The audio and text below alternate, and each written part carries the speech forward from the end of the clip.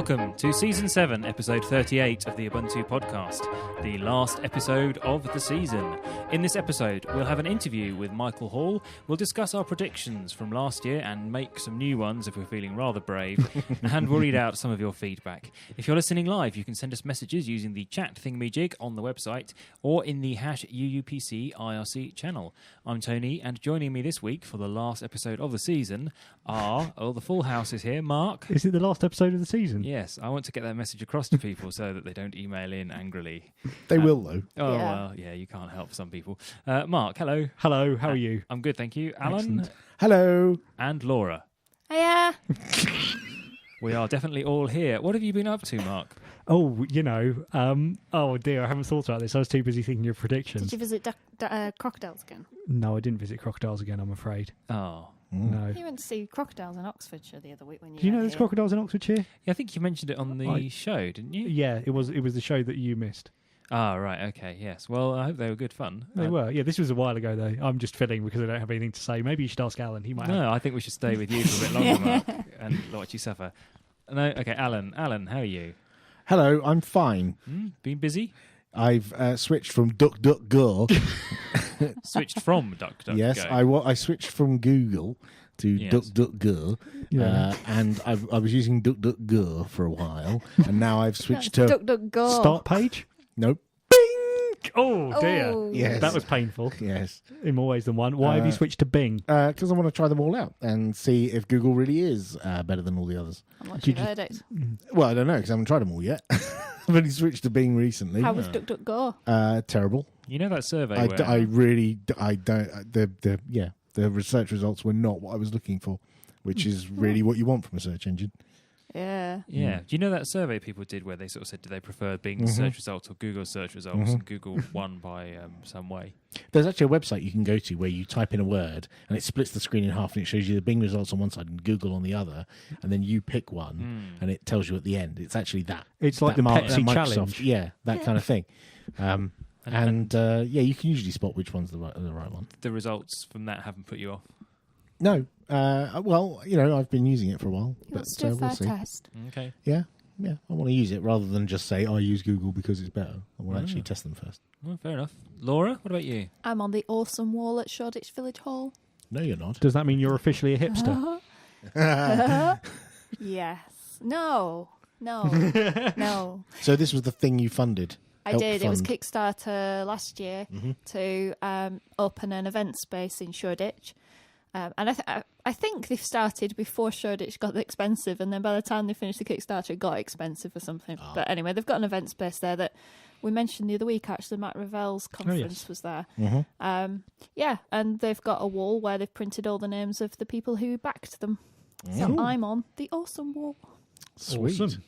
Cool. What about you, Tony? What have you been doing? Oh, I went off to a science fiction kind of collector's event for charity in Fareham. Wow, for charity. Well, the event You was- went there for charity. I did. Setting the barrier a bit low there, aren't we? Well, it's Fareham. I mean, that's kind of Easier than Malawi. yeah, exactly. Yeah, it is a lot easier to go to Fareham. How much did you raise? Well, not very much. It cost me a few quid in petrol. Right. To get there. No, it was an event for a charity, a local charity called Starlight. And Colin Baker was there, and Louise Jameson and Sophie Aldred. Lots of Doctor Who people were there.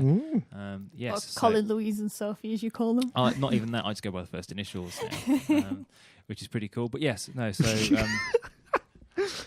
that's true. Okay, good. Yeah, Do they call you T? they The know- T man. Hey, I Yeah. think. The big T. I mean, even though I photographed Colin and Louise a couple of times, Don't roll me. just from a distance. there wasn't a lot of recognition, but they did like the photos. I printed off some photos. My girlfriend, Did you wave them under them and go, do you remember I took this photo? Yeah. That's how you know Yeah. me. Remember me. Does So- Tom recognise you when he sees you? no, Tom's 80, so my girlfriend had arranged me to go as a surprise. I didn't know where I was going, but she said bring some photos, so I did, and the ones I'd taken of them. Right. So I had these big print-offs of these photos, and I showed them. I don't know if you remember when I took these Oh photos. my God, that sounds awkward. But they really loved the photos and were happy to sort of sign good. them and stuff. So yeah, that is really good. But yeah, there was this thing like, you don't remember when I took these photos, do you?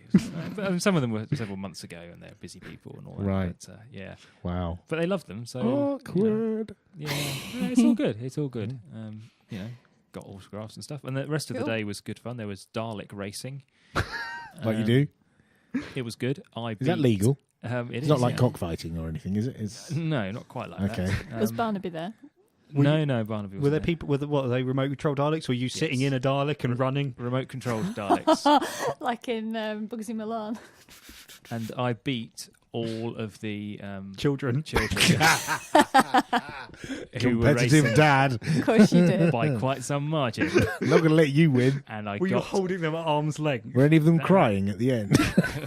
well, unfortunately, it was a time trial, so I was just better than them all. Right, you were in the zone. Then. Yeah. Right. Yeah, I can use Your remote longer control, legs propelled you faster than their shorter legs. on the remote control. Oh, sorry. No, I was thinking of actually He was being back a on Bugsy Dalek. Milan. Yeah. Wow. Yeah. Anyway, So, let's listen to the interview now with Michael Hall.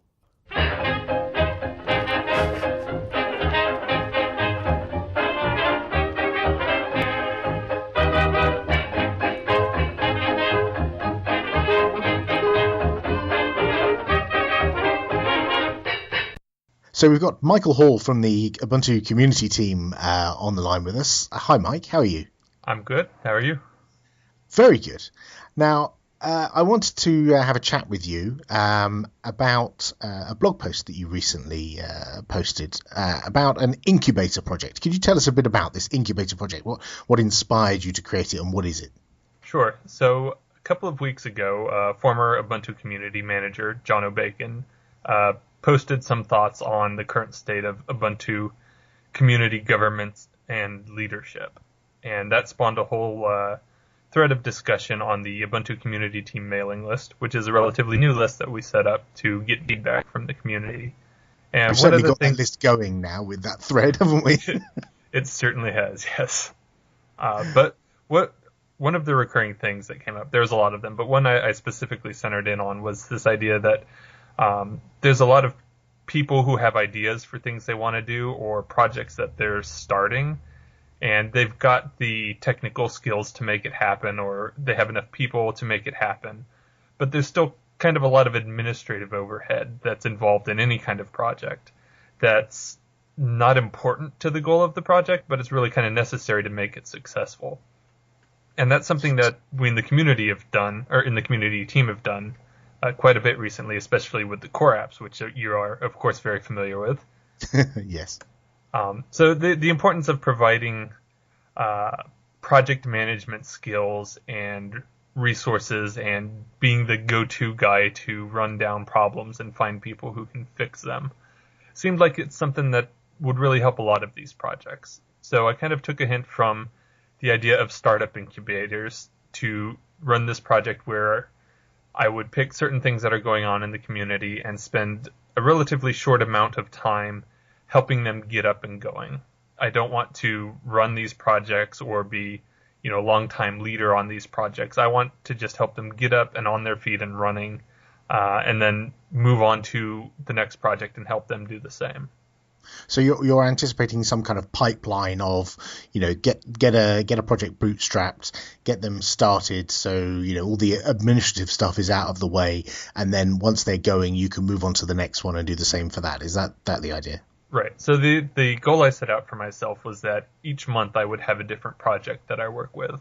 So that gives me one full month to go from getting started to having this project ready to run on their own before I move on to the next one.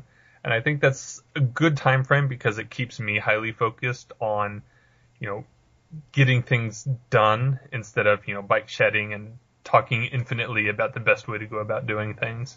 And it also makes sure that, the projects learn to manage themselves and they don't become dependent on me or somebody else to continue running the nitty-gritty of things. So one of the things, you mentioned the core apps thing. One of the things that I've noticed we've done in the core apps is we've become an interface between community projects and people who are working on the platform, or people who are working on the SDK or design or something like that. Do you see yourself as doing that, or do you explicitly not want to do that? You want to get them connected together or something? I explicitly don't want to do that long term. That would be part of what I do during the month that I'm focused on it. And you've seen a lot of the core app developers now will go directly to the people in Canonical they need to go to. They don't need to go through you anymore. That's right, and that's my goal. That works well. Yeah, that's what I was thinking. You know, the fact that a lot of I think what helped that is the core apps devs coming to events, but that's not the only thing that spurred it on. I think having hangouts, regularly chatting with people online and getting to know who's the right person to go to is valuable. I think so. So would you be envisaging like an on-ramp to these projects to let them know who's the right person to talk to or something? Yes, and helping them set up like bizarre branches or projects. If they need to use a build system or integrate with our existing build systems, help them get set up with that and who to talk to with those things. I envision this being projects that are mostly independent from Canonical and Ubuntu, though. So unlike the core apps, where you really have to kind of constantly keep working on this interface between what Canonical is doing and design's doing and what the community developers are doing, I'm hoping that it'll be more independent so that once they learn once they get to know enough Canonical people to get the resources they need, that they won't need to come back to them very often. So there's a few other sort of incubator type projects in the open source community. You've got like quite a lot of software foundations like the Apache Software Foundation and Eclipse. They have their own incubators for onboarding projects into their way of working into their system and building sustainable communities. What is it that would make a project suitable for the Ubuntu incubator as opposed to a different incubator?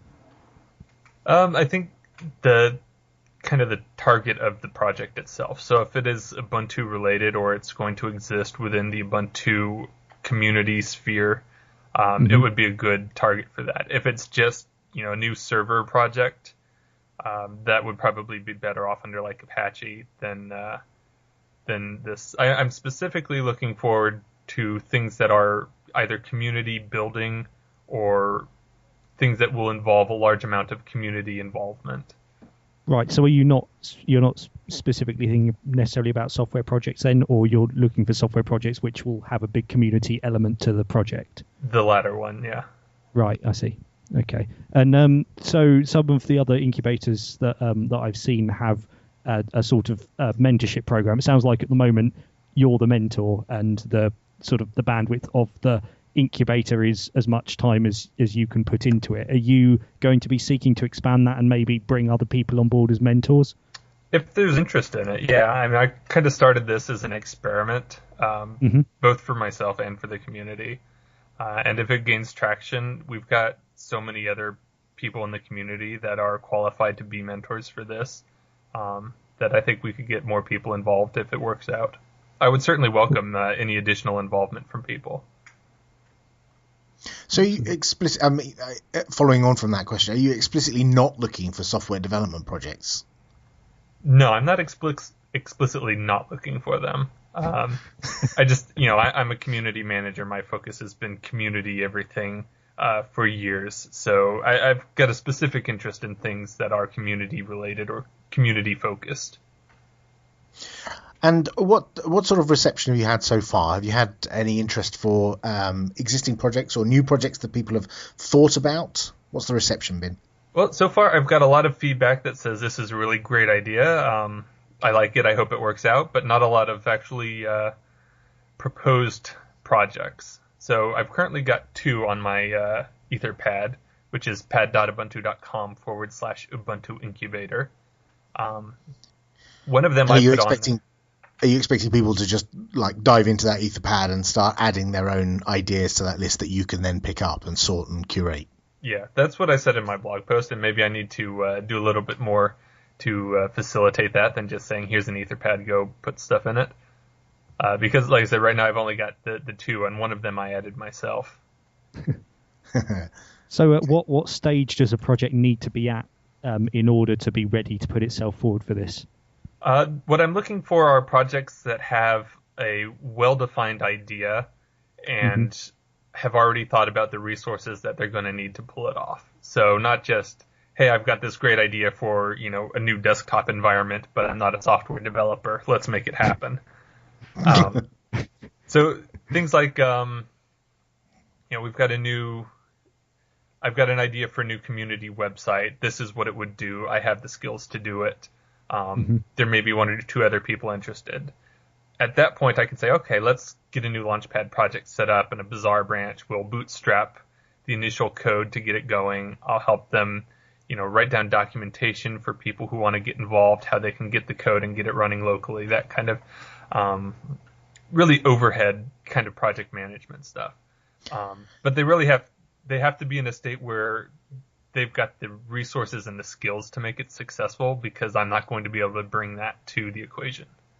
Right. So, and sorry, go on, Mark. Okay, just looking at sort of the other side of it, once they've gone through, if that's the stage they're at when they are starting, what stage can they expect to be at after your month of help? After my month of help, I would like them to be where a new contributor can come in and get started with a local environment or whatever they need to start making contributions just by reading through the resources and tools that we provide for them. I want them to have had, one or two meetings with anyone in Canonical or other parts of the community that they're going to need to work with to make this a success, so that they know, who the point of contact is and how to reach out to them when they need it. Cool. So one of the things that you've talked about resources. One of the resources that people sometimes need for these kind of projects is financial, and it seems that your project is mostly towards mentoring, advice, and hooking people up with computing-based resources. Whether it's a Bazaar branch, a Launchpad project, or whatever. Have you envisaged any projects that might, say for example, someone wanted to run an UbuCon in their country, but they've never done one. They don't know what to do. They know that you know about UbuCons. They could come to you. Are you going to help them in terms of, finances? I'm not suggesting you fund it yourself, but yeah, definitely won't be funding things personally. But we do have are those the kind of projects that you're interested in? I would be interested in that kind of thing. For UbuCon, if they had enough people to organize it, and somebody who could find a venue and organize all of that, that's definitely the kind of thing that I'd be able to jump into. And as you know, we've got this community donations program where when people go to download Ubuntu, they can donate a specific amount to help the Ubuntu community. And we can then use that money to fund things like UbuCons or other projects. So if there's a valid financial need for one of these, then I would definitely encourage them to fill out that request and help them go through that. Right, so you're one of the people, just for full disclosure, you and I are two of the people who approve and reject requests on that Yes. that people put in for that form. And so do you think you would you would help people craft the right kind of request in order to get something approved, or would you just say there's the form, go and fill it in and see how you get on? I would definitely help them out. I mean, when we go through these, we look at how are they going to benefit Ubuntu? Is the money being well spent? I'm not going to recommend somebody go and fill this out if I don't think those answers are already positive and that the rest of the people reviewing this are going to find it positive. But I will help them, point out exactly how it will benefit Ubuntu. I will encourage them, to be specific in how the money is going to be used. The things that I know will help get that through the process. Are you? I mean, part of this makes me think there are a lot of people out there in the community who have big ideas or grand ideas about things. You should do that. Canonical should do this, or the Ubuntu community should fix this problem by doing X, whatever X is. Are you interested in ideas people, or do you only want people who are active doers and are actually going to, get on and implement some of these ideas? I'm really interested in the people who are the active doers, not to discourage ideas, but there's a lot of ideas out there. There's more ideas than we'd ever be able to accomplish, even if all of them had people behind them. So if I'm not going to be able to put a lot of effort into these projects in terms of actually developing them, they may be even things that I'm not interested in. If somebody comes up and says, I want to add this feature to KDE. I'm not a KDE user, so I'm not, it's not going to be something that's directly interesting to me, but as a community project, it's something that I want to help out. But they've got to have the resources to actually make the main target of the project work. I'll help out with the layers of administrative stuff on top of that, but I'm not going to be, developing Django apps for people. I do enough of that, on my regular day job. Awesome. So, Mike, where can people find out more, and what's the best place for if people do have a burning idea and they have the motivation, they want to get something done, where can they find you? Well, like I said earlier, pad.ubuntu.com/Ubuntu Incubator is where the projects are listed. I've got a link to my blog post explaining what the project is about there. So that's probably the easiest place to go find out information about it. People can always find me on IRC as mhall119 on any IRC network, just about, or Google Plus, or email mhall119@ubuntu.com. However they want to get in touch with me, and I can help them get their project listed on there. Excellent. I look forward to seeing what projects come out of this. I assume you'll be blogging and promoting these projects heavily as you go through. Yeah, I'm gonna probably blog again about it to try and encourage more people to put proposals up there and maybe broaden the scope a little bit to get more participation. So we'll see. Excellent. Well, I look forward to it, and we'll have you back on the show in 12 months when you're completely burned out with hundreds of projects that you've incubated. Thanks very much, Mike. All right. Thank you, Alan. Thank you, Mark.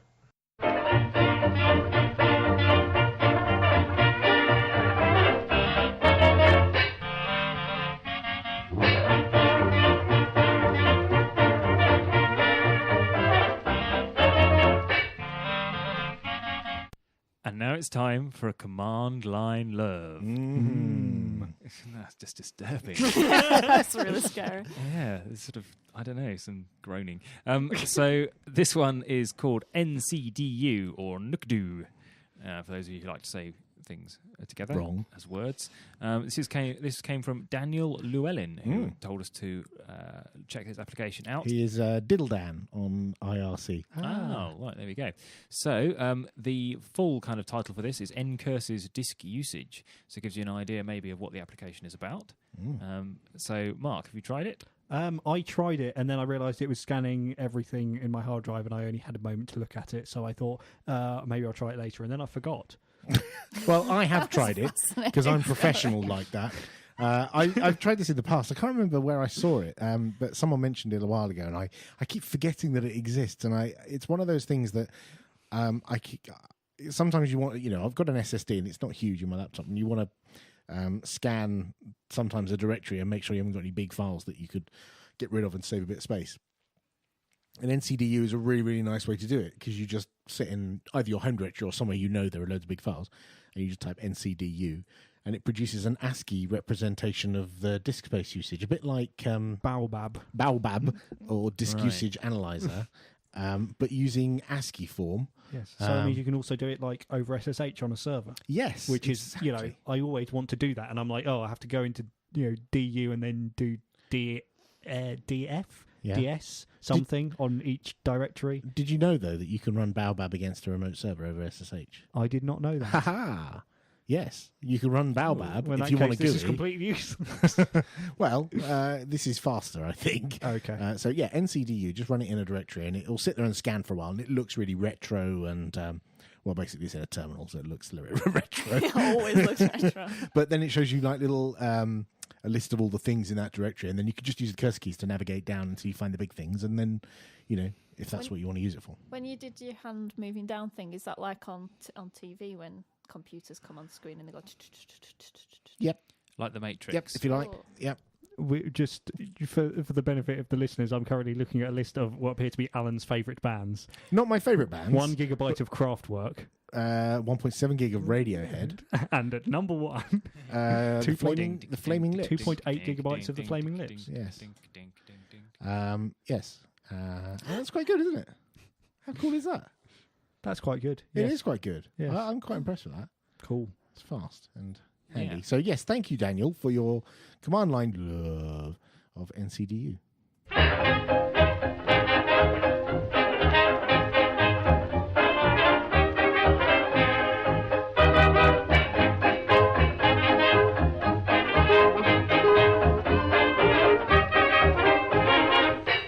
Haha, it's the end of the year, and we always, sometimes, do a predictions thing.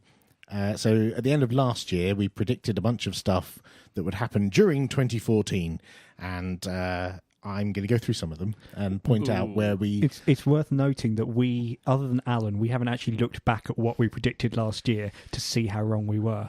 So so I get to gloat. Surprise. Alan's done the legwork. Should we start with Laura? Oh, if you like. Well, yeah, okay. So Laura said some of them were quite terse. Did I get quite silly? No, not really. So one of the things you said was more tablets than laptops. Ooh. I think what you mean there is sales of tablets would go up and sales of tablets would exceed laptops. Yeah. I don't have any stats for that, but that seems quite plausible. That seems there's been a lot of companies that sell a lot of tablets who are pulling out of selling laptops in Europe that we've seen. Yes, we saw that story earlier in the year. Yeah. Yes, we can't just say that it seems plausible, therefore it's a true prediction. Yeah, we can. I didn't predict phablets. Oh. Yeah. You also said Node-RED and MQTT would take over the world. Oh, that's happened. Well, they've taken over the Isle of Wight. We heard that last week. Dinosaurs have taken over. Yeah. Yep, so that's good. You also said JavaScript apps on the Ubuntu desktop. That hasn't really happened. Why did I say that? Don't know. Why did you say that? Oh. Now, it's worth pointing out that there are people's initials after each one of these. So I'm thinking someone gave you a hint with some of these. And whose initials are after that one? AL. Oh, yeah. So if you're a listener and your initials are AL, especially it may well if have you been know you. Laura. Yeah. Please tweet me because it's really annoying me that I can't remember who AL is. If you tweeted at Laura a year ago, around about this time last year, with JavaScript apps will be on the Ubuntu desktop, then it could be you. Well done, you. No points for Laura or you. Or you, yeah. You also said MongoDB will replace Couch. Who said that? You said that. Yeah, I know, but who really said that? AL again. Oh. Yeah. That I don't think that's true either. Is AL on the money or not? No. I shouldn't listen to AL again, should I? No.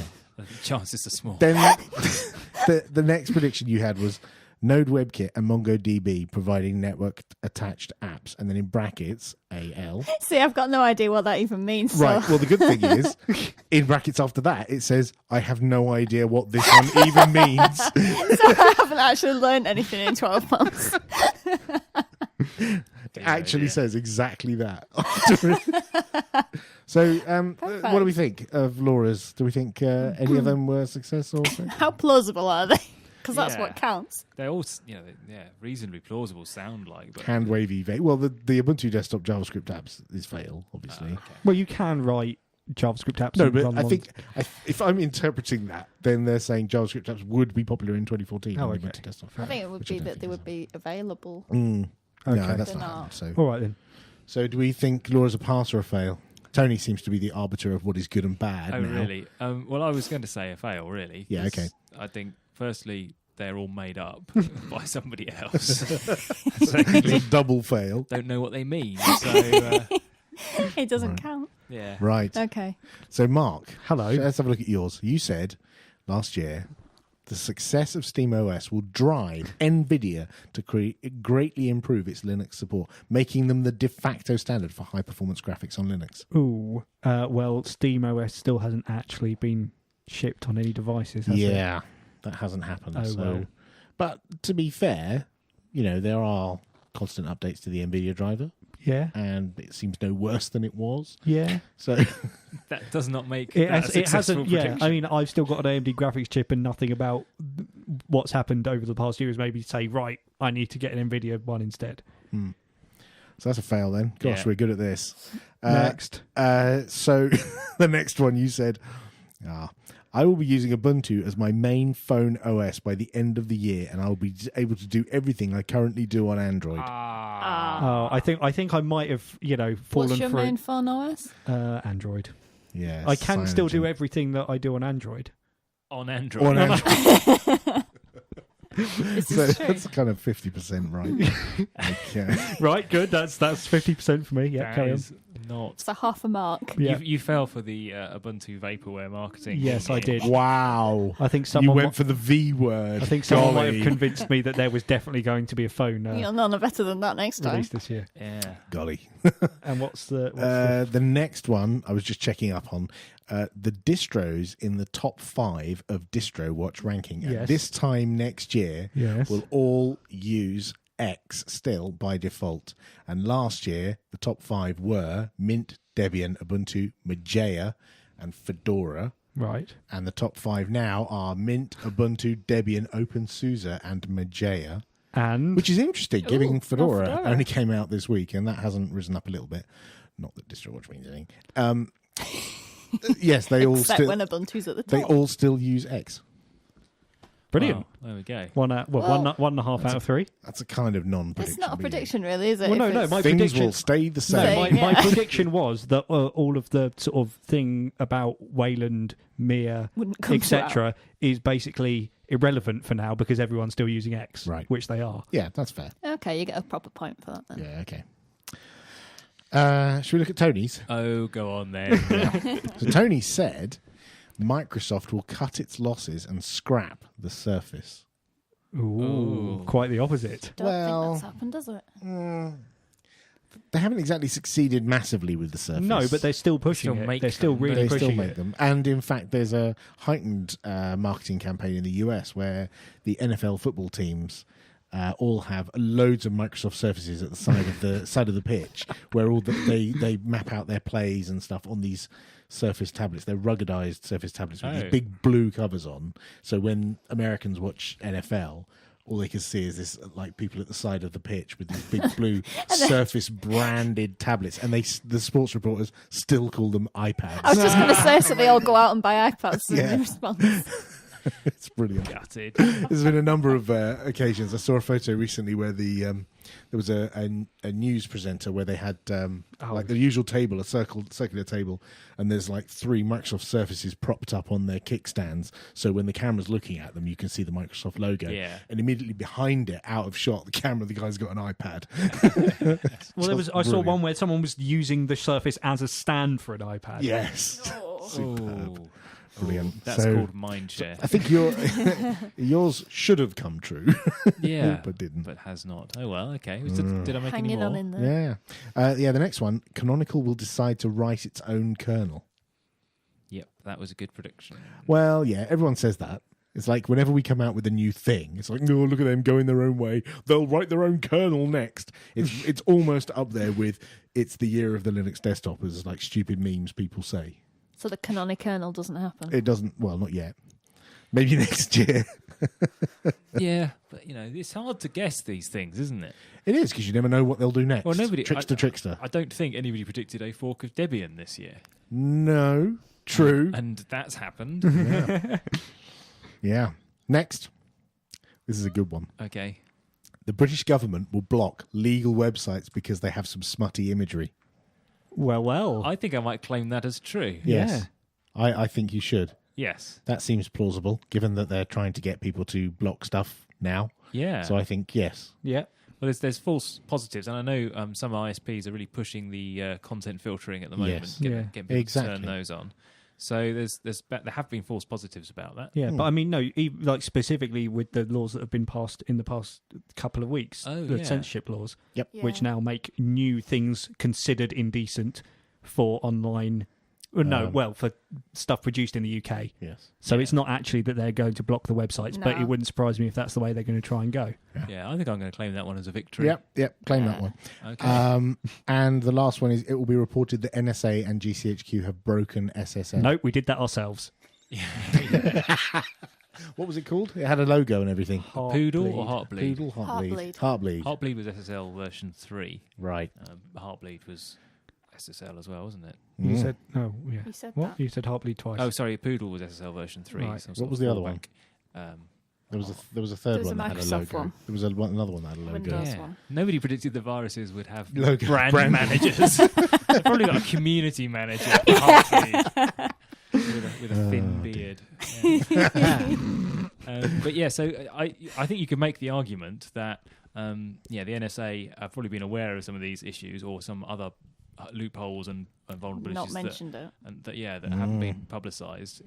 Yeah, I'm not going to let you have that point. No, you can't claim. Well, in a secret bunker somewhere, someone has done this thing that I predicted. I know these things, man. I know. Really? I know. I just can't prove it. Yeah. I know. Where's my hat? I think you left your tinfoil hat at home. So, Alan, Alan. what predictions did you make last year? I said, I can make this up now because you guys can't see it. Yep. I can see it.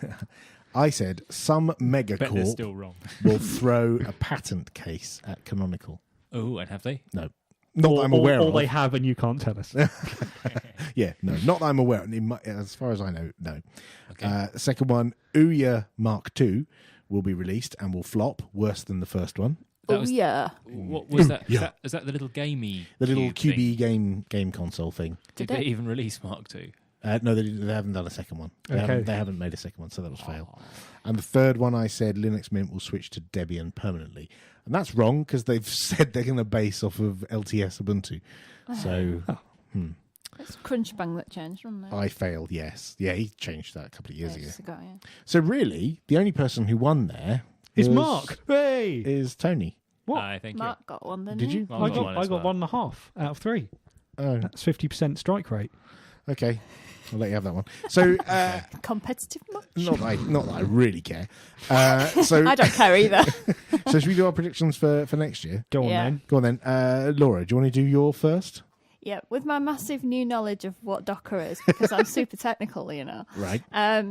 I predict that VMware will buy Docker because, although I found out recently that Docker isn't the same thing as a virtual machine, it complements it nicely and I think will take some of the virtual machine stuff. You Interesting. You only need a virtual machine if you're fiddling around with the kernel level stuff. Interesting. Yeah, that's plausible, I think. And it Yeah. sounds quite knowledgeable and everything, doesn't Yeah, it? I noticed there's no initials next to this. Did no one put No, you no. up to that? This I is went yours. I went to a talk at work. Someone about- said it. You overheard No, it. no. Right, I came okay. to that conclusion by Okay. myself based on an introduction to Docker. Right. And I thought, that sounds like VMware. I wonder. Right. Okay. So, yeah. So, I know nothing, really. Mark, Hello. go on then. What's Let's see your what I've prediction? written here. I have 2. My first is that we will see a desktop distro that uses containers instead of a package manager. Ooh. So something, you'll get it and you'll be able to say, I want to install Firefox and LibreOffice, and instead of like being splattered onto your system by some package manager, they'll just run in containers. In the cloud. No, locally, but So what's the point of that? containerized, because then they're sandboxed away from each other, isolated from each other. So, Because... well, at the moment, any application installed on your machine can screw with any of the we files talked from about any that, other didn't we? application. Whereas when they're siloed, they can't. Yeah.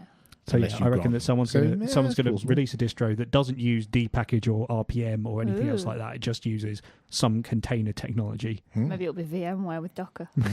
Yeah, I know. And we'll both win. It's interesting. I've heard people talking about that kind of stuff, but not in the imminent future. Is it a big problem, that? Well, it could be. Yeah. Well, yeah, but I mean, is it? Well, yeah, it is. Let's say it is. Why not? For the sake of Okay. argument. Okay. Shall I do mine and then we'll do Yeah, Tony's? Okay. So, Okay, I've got one more. Oh, go on then. My other prediction is that Steam will launch on a mobile platform. Oh, really? Yes. Well, because, I mean, Oh, mobile right. games are quite a lucrative market. Steam sells a lot of games. And we're Yeah. starting to see platform convergence. They're saying, like, with Windows, which was Steam's primary platform. What? So developers could upload the Android version of their game as well as the PC, Mac, and Linux version. Put the Android version in there, and then Steam on Android, and you could install your Android games through that. Perhaps. Oh, yeah. that's interesting. Yeah, that's plausible. Yeah, or it'll install, like, if we see convergence with Ubuntu or with Windows, where you have apps which will run on all of the systems, then there might be a Steam version which does more mobile-focused games on the mobile version. Could be. Yeah. Okay, you do yours. I'm going to redo a prediction that Simon did years ago. He predicted that encryption will be big, meaning that it will be much more prevalent for people to fully encrypt their devices and easily to fully encrypt their devices and their communications. Yeah, I was going to say, do you think most people will start to understand what encryption is, like normal people? Yes, and I think that's pretty much what Simon said. You know, with all the revelations and things going on, I feel that next year is the year that you'll get like defaults on, encrypted defaults on in more things, rather than you having to hunt down applications to do it for you or find some buried option to turn encryption on. I think it will be on by default in more places. Next year is the year of the encrypted desktop. What's it? My next one, actually I have 4. Sorry. Okay. My next one is Amazon will buy Canonical. Oh, really? Is that wishful thinking? No. But if they did, I wouldn't mind. Do you get discounts on goods? That would be awesome. Yeah, not just personal for me. Man, Personally. there's 80 pages of wish list items. Mark can retire. So yeah, that's we'll see. The next one. Why do you think that would happen, though? I don't know. I just think that Amazon are not succeeding massively with their phone, and they might look at other options. And one option might be Your amazing Ubuntu phone. OS, and to do it quickly and easily, they might just buy the whole company. I don't know, or the part of the company that does devices. Do That's my Amazon do a lot prediction. of open source stuff? Nope. They're not known for being... Nope, but my prediction isn't that they will open source stuff. My prediction is they'll buy a company that does stuff and do that. And it could well be canonical as anyone else. Yeah. Nokia are available, aren't they? Yeah, they've just started another one. haven't Yeah, new smartphones, yeah. The next one, Ubuntu will switch away from Firefox. What as the That's default, browser, yeah. There's been next lots year. of discussions with this Yep. around this. But it's Again never and actually again and happened. again. I Well, think this- it'll happen this year. Do you think that because Ubuntu Unity 8 Touch whatever is going to have its own default browser? Well, we have got a browser that works on the phone and the tablet and could work on the desktop as well. So do you think but that will be I what replaces it? Don't know if that will become the default. I haven't had any discussion about that, so this is not insider knowledge. I just think this will happen. I think we'll switch away from Firefox. Okay. And the final one is that Ubuntu will switch to a rolling desktop release. Interesting. So there won't be versions anymore. There will be, Oh, but you could stay. There'll be snapshots. Like every 6 months, there'll be a snapshot. right. And that's the 1410, the 1504, the 1510. But you could choose to stay on the rolling version and just fly past all of those and not have to do a major upgrade. You could just carry on getting upgrades all the So time. what you effectively do at the moment, where a release comes out and you just switch to the development? Well, yeah, but you still have to do like a major So you're upgrade. saying that you won't actually have to do that manual step; it will just keep going. It will just keep going, yeah. Right. And you'll always get updated stuff. Sorry? You just keep installing updates and don't worry Yeah, about you what just keep version getting it is. updates all the time and you're just always on the latest. Yeah. Right. Yeah. Well, that could happen. I mean, we talked about rolling development Yeah. releases, which don't break. Yeah. So it makes sense. I mean, to push that. it kind of would be like a development release, but I think it should be there'll be a stable, in inverted commas, rolling release. We'll see. Anyway, Tony, how about Okay. you? Yeah, well, quick shout out first to Monochromic, Breezer, and Super Engineer, who are chatting away in the LRC channel, Yes. berating us for our predictions. What, our predictions last year or the ones this year? Both, actually. Oh, excellent. Yeah. Yours is hand wavy, apparently, Alan. Which one? The encryption one. Well, yeah, okay. It is a bit. They predicted that next year's predictions will be wrong. That's always a safe prediction. Yeah, Not that's even safe. plausible. Yeah. Well, it's highly plausible. So my prediction for next year is the lack of me on the Ubuntu podcast. Oh. And I'm fairly... Is that where we go, oh? It's supposed to be, yeah. Oh. And I'm... That's so cynical. I'm fairly confident about this one because, I have unfortunately decided to call it a day on the Ubuntu podcast right here after 7 glorious seasons of doing the show. Decided that Cake. this is and chat and cake and quite a few presenters we've got through over the years as well.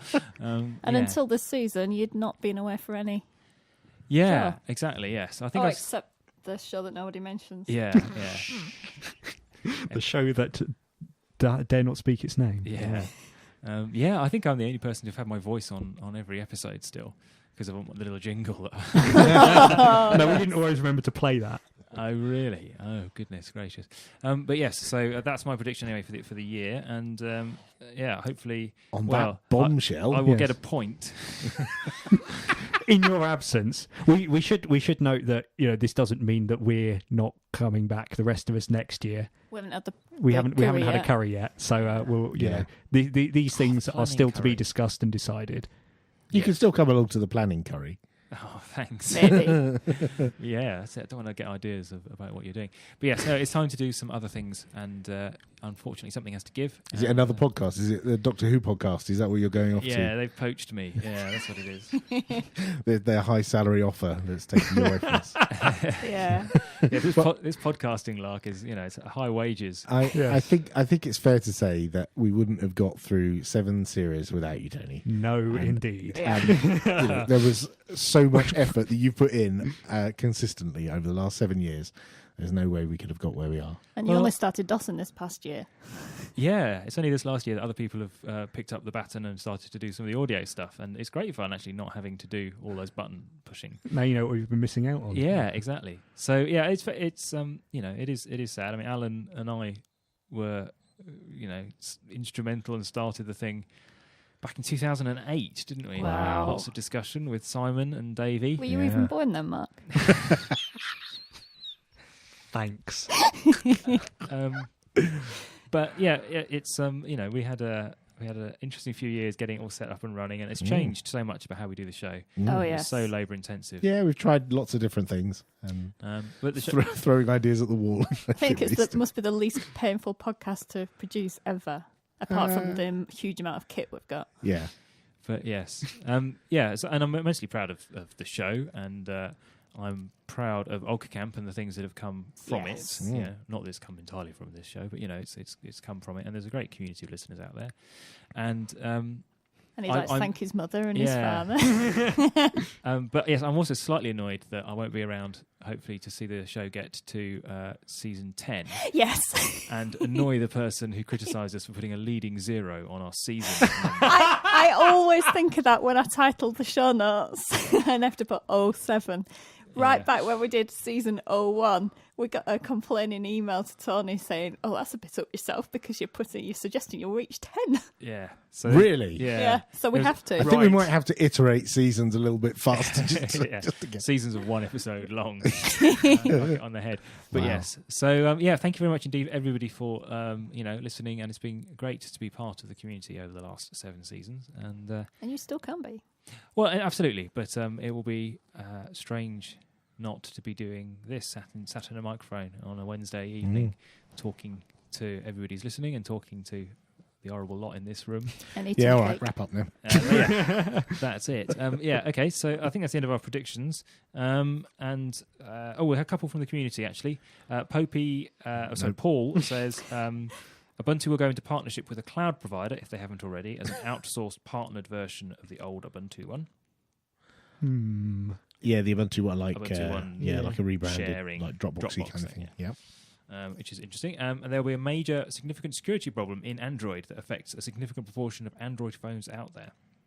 People lament the fact that no manufacturers support updates. Interesting. Could happen. I like the sound of that one. Yeah, if we had like a Heartbleed scale vulnerability in older versions of Android, that could be it could affect a lot of people. Yeah, I think that's the case with all smartphones, though, isn't it? I don't know. I've only ever had Android smartphones, so I don't know what the manufacturer support for other type. I mean, obviously, all iOS phones will get updates from Apple and for whatever period they do. At which point, people are encouraged to queue up for a new one. Exactly. Yes. So even they stop eventually. Yeah. Yeah. It's just not supported. Yeah, it's an anymore. interesting one. Yes. Thank you, Paul. Yeah, and that's the end of that. is the end of our predictions. The Ubuntu podcast needs you. Yes, you. If you hear something that enthralls, exasperates, or elevates you, tweet at UUPC or email podcast@ubuntu-uk.org. You can also talk to us on the telephone, Skype, Facebook, and Google+. Find links to all these places on our website, podcast.ubuntu-uk.org. Please do get in touch. I mean it. Just one message, just to know there's someone out there who cares. Now it's time for your feedback. Yes. So Ken Fallon from Hacker Public Radio emailed us saying, just thinking there's not enough diversity in tech anyway, so it makes sense to focus on getting children from local schools in, and this would allow us to make allow us to install a few preconceptions of our own. This is regarding diversity at events such as OggCamp? Yes. Right. I was prompted to contact them and others following the current discussion. Who's them? Them and others. What's this? Okay, so Sorry, this is a bit out of context. So, yes, I didn't mean to edit this. Somebody had complained about some podcast, and there's a Blacks in Technology podcast, which from the website I think is a kind of group for supporting black people in technology. I think. Right. And they produce, one of the things they do is produce a podcast called, I think it's just BIT. Yeah. So, yes. So somebody had complained about the fact that they didn't like positive diversity. Well, not even that, but just elevating groups. So he decided to find out. Okay, so he said, I was prompted to contact them and others following the current discussion on OggCamp. For those of you that never attended, there are all sorts of people from various backgrounds there with attendance probably better reflected society than the technology sector in general. Is that talking about OggCamp? And yet there were complaints about the lack of women and minorities in the show. And he then has a Q&A. I don't know who's asking the question. I think it's with himself. Okay. This is literally as it came in the email. Okay. You're not missing much more. Okay. I can't work with you people anymore. Just keep going. So he says, why are there not more women and minorities in OggCamp? Possibly because there are not that many women and minorities in the FLOSS community. Probably. Why are there not more women and minorities in FLOSS? Because there are not that many women and minorities in the tech community. Why are there not more women and minorities in the tech community? I don't know, but I intend to find out. To that end, I'll be interviewing Gregory G. Greenlee from the Blacks in Technology podcast next at 1700 UTC on... because it's already happened. Oh, it's already happened. He's interviewing. Yeah. So what I did was on email Hacker him. Public Radio, will it? Yeah, and he actually sent me the URL today that I can add in the show notes. To that show. Yeah, excellent. Cool. And we had an email from Peter Holkvist. I may have pronounced that correctly. Yeah. With regards to our discussion about indie. And he says, I know you talked a bit about indie 2 episodes back, and here is my feedback. At first, it looks like an admirable goal, but then I start to wonder. The progress bar of contributions has been increasing a little bit too linear over the time. The first time I heard about it, I found it at 50% with 30 days left. Now it's on 97% with 2 days left. It looks like Kickstarter, but it's all donations.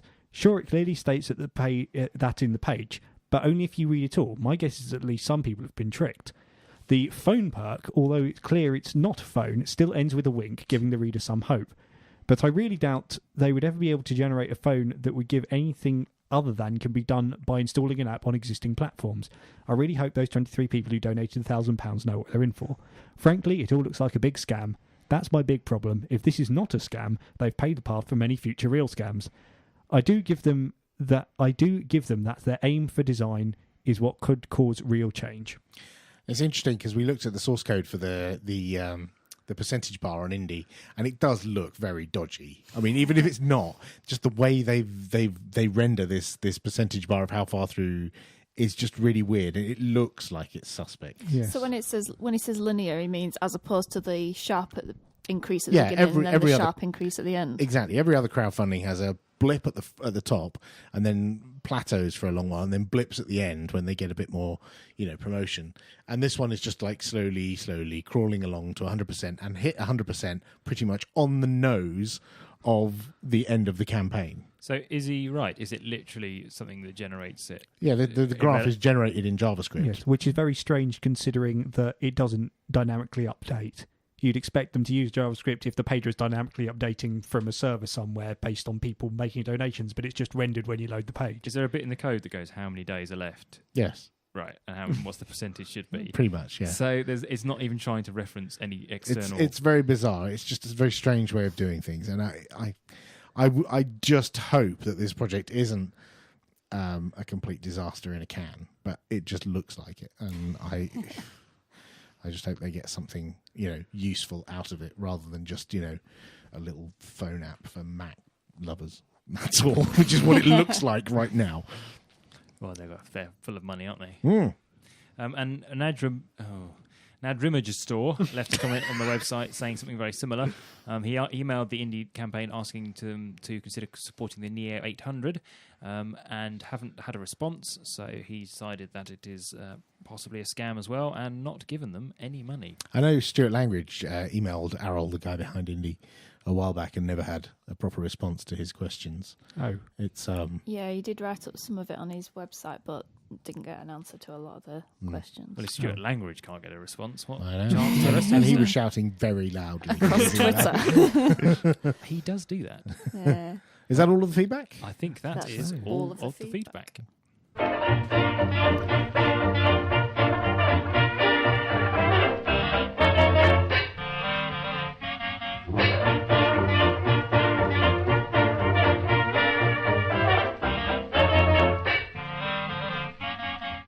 Thank you very much indeed for listening for this episode, the 38th episode of the 7th season, and indeed the whole season.